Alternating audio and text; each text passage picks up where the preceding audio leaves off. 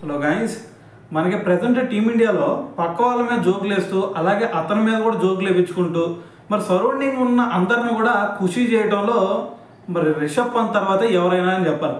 So మరి అటువంటి చిల్లుగా ఉండే రిషబ్ పంత్ డైరెక్ట్గా వెళ్ళి ఎంపైర్ మీదే సీరియస్ అయ్యాడంటే నమ్ముతారా మీరు? ఖచ్చితంగా నమ్మాలి. ఎందుకంటే నిన్న ఇది మనకి ఇంగ్లాండ్తో ఫస్ట్ టెస్ట్ జరుగుతూ ఉంది కదా. మరి ఫస్ట్ టెస్ట్లో ఇంగ్లాండ్ ఫస్ట్ ఇన్నింగ్స్ ఆడుతున్నప్పుడు బాల్ ఏమైంది, కొంచెం ఓల్డ్ అయింది.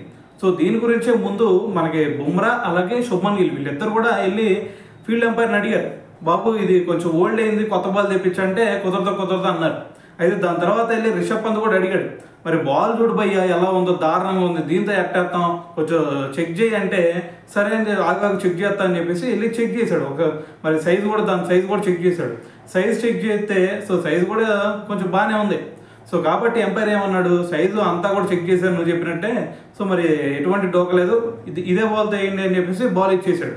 అయితే ఆ బాల్ను పట్టుకొని రిషబ్ పంత్ చేంజ్ చేయవా అని చెప్పేసి గట్టిగా గ్రౌండ్కి వేసి గుద్దాడు.